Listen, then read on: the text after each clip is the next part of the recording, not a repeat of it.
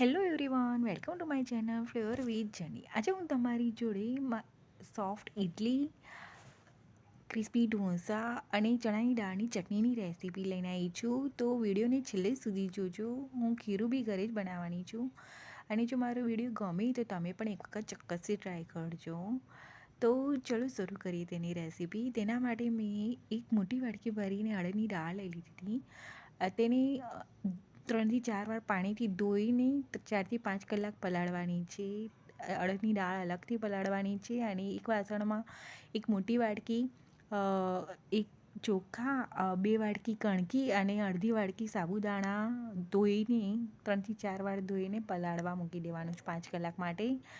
એ પલળી ગયું પછી અડદની દાળને પણ અલગથી ક્રશ કરવાની છે અને ચોખા ને કણકીને બધું છે ને તેને બી અલગથી જ ક્રશ કરવાનું છે. અને એને એ જ વાસણમાં કાઢી લેવાનું છે. અડદની દાળ અને ચોખાને એ બી અલગથી કાઢી લેવાનું. ક્રશ થઈ જાય ને એકદમ ફાઇન પેસ્ટ કરી લેવાની. પછી થઈ જાય ને પછી પહેલાં અડદની દાળને મેં 5 મિનિટ માટે ફેટી લીધું હતું. અને પછી ચોખા અને કણકીને બધું હતું અને સાબુદાણા. હા, આ ચોખા કણકીને સાબુદાણા જોડે તમે મેથી દાણા બી એડ કરી શકો છો, પણ હું ભૂલી ગઈ હતી. એનું ફર્મેન્ટેશન ફાઇન આવશે. પછી ફેટી લીધું, ચોખાને બધું ફેટી લીધું ને પછી બધું મિક્સ કરી દીધું. અને એને બી પછી મેં 10 મિનિટ માટે ફેટી લીધું હતું. એટલે એનો આથો બહુ ફાઇન આવે. અને આખી રાત ઢાંકીને રાખી મૂક્યો આથો લાવવા માટે. અને આખી રાત મેં ખીરું નહીં રહેવા દીધું. જો મસ્ત આથો આવ્યો ને. હવે તમે આમાં ઈનો સોડા કંઈ બી ના નાખો ને તો બી ચાલે. હવે પહેલાં મેં ઢોસા કર્યા હતા. થોડુંક ખીરું લઈ લીધું, પતલું કર્યું અને એમાં બધો મસાલો એડ કરી દીધો મેં. મરચું ને કોથમીર ને ચીલી ફ્લેક્સ ને બધું.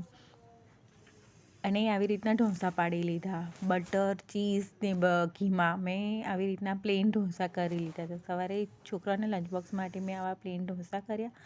એકદમ ક્રિસ્પી થાય છે. અને આમાં તમે કોથમીરને એડ કરશો ને, પ્લેન ઢોસા કરવા હોય ને ત્યારે બધો મસાલો એડ કરો ને તો બહુ ફાઇન લાગે, એમ બી સરસ લાગે.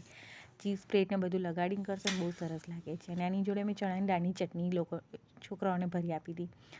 ચણાની દાળની ચટણી કરવા માટે મેં અડધો કપ ચણાની દાળ લઈ લીધી હતી. તેને મીડિયમ ગેસ પર શેકી લેવાની છે.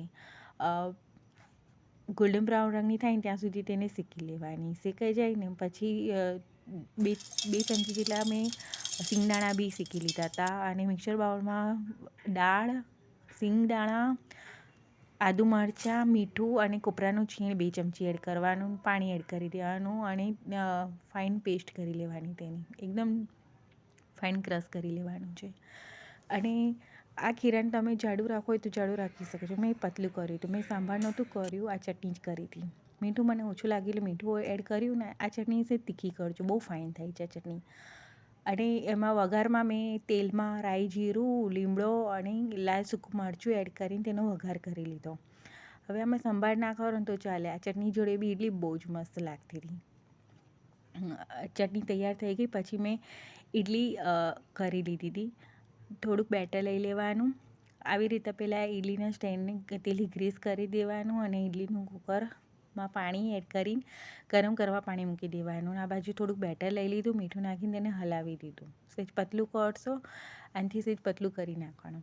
અને પછી ઇડલીના સ્ટેન્ડમાં તેને ટ્રાન્સફર કરી દેવાનું ખીરાને. અને તેને 15 મિનિટ માટે કૂક કરી લેવાનું. ઇડલી થઈ જશે. એકદમ સોફ્ટ અને ફાઇન ઇડલી થાય છે. જો એકદમ રૂ જેવી ઇડલી થઈ ને. આમાં ઈનો કે સોડા મેં કશું જ એડ નહોતું કર્યું, એમ જ થઈ હતી. પછી તેને કટ કરીને મેં ઉપરથી ચટણી એડ કરી અને મસાલા બધા સ્પ્રિંકલ કરી દીધા હતા. મરચું, શેકેલા જીરુંનો પાવડર અને સંચળ સ્પ્રિંકલ કરી દીધો બધો મસાલો. હવે આમાં સંભાર ના નાખો ને આવી રીતની ચટણી કરો ને આ ચટણી જોડે બી બહુ જ ફાઇન લાગતી હતી આ ઇડલી. તો તમે પણ એક વખત ચોક્કસથી ટ્રાય કરજો. તો તૈયાર છે ઇડલી. તો તમને કેવી લાગ્યું મારી રેસીપી, મારો વિડીયો કેવો લાગ્યો? જો ગમે તો લાઈક, સબસ્ક્રાઈબ કરવાનું ના ભૂલતા. Thank you for watching. મળીએ નેક્સ્ટ વિડીયોમાં.